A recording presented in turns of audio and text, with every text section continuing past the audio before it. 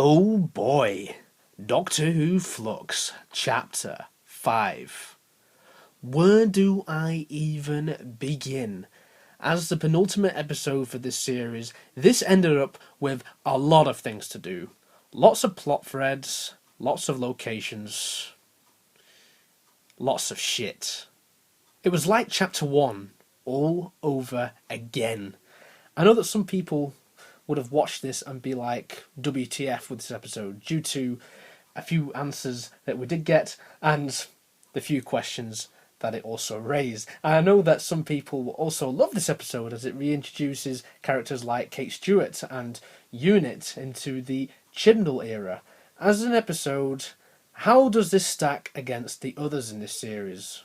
Well, I think it was rather good. However, I am wary that this could change depending on the finale episode. With survivors of the Flux, Yaz, Dan and Jericho are still trapped in the early years of the 20th century. They've been trapped there for around 3 years. They go on a grand journey around the world, and it's not in 80 days, and they're looking for answers to when the world could end, just because. They're led to Joseph Williamson in his tunnels in Liverpool near the end of the episode. Finally, we get some context on this guy. Having this historical figure just turn up randomly throughout the series just bugged me, but now it's great to see he's finally put to some good use. Meanwhile, the Weeping Angels have teleported the Doctor to a Division spacecraft, which is just floating outside of every known multiverse. This woman is there, along with her Ood assistant. How very Ood. As the episode went on, we learnt who she was, and I sort of half guessed that this would turn out to be Tecteun. You know, the Doctor's foster mother from the Timeless Children. Now, I'm going to be frank here. Personally, not a huge fan of the Timeless Child stuff, but I have to give Chris Chibnall some kudos here. It seems, with this episode at least, he's sticking to the storyline. He could have very well done a retcon, but he's brought back the storyline late on for the series, and to be honest, good on him.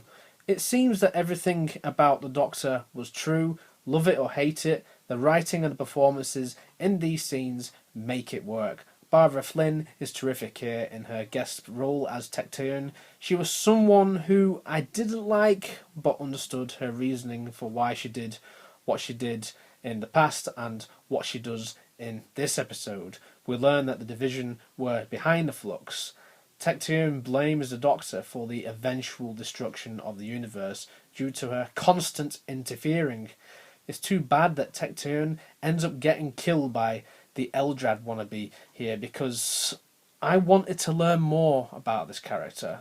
Maybe we do in the last chapter, but I just feel a little bit disappointed that she just dies just before that cliffhanger. It goes without saying that the Doctor is out of her depth here. From the opening moments with the crowd of angels to the cliffhanger when Swarm and Azure have her cornered, Jodie Whittaker is phenomenal throughout this episode. The other subplot in this is just everything with Unit.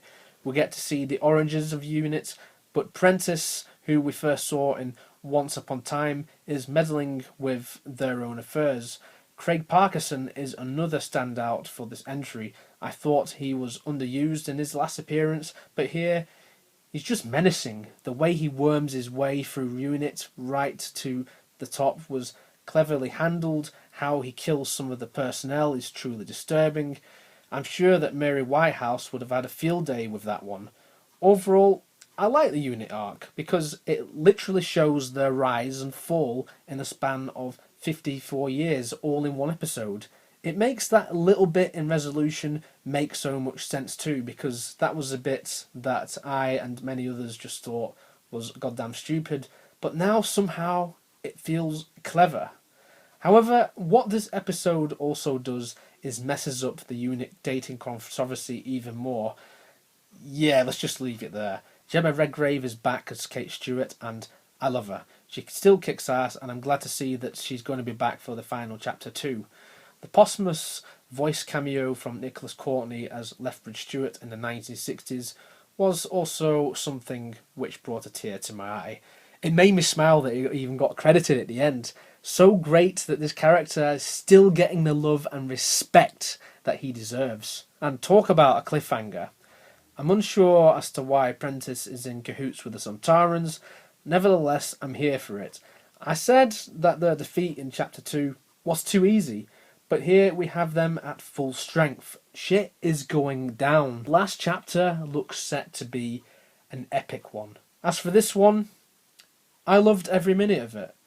Yeah, you could argue that there are pacing issues. Bell, Vinder and Carvanista don't have that much screen time, but they serve their purpose in carrying the story forward.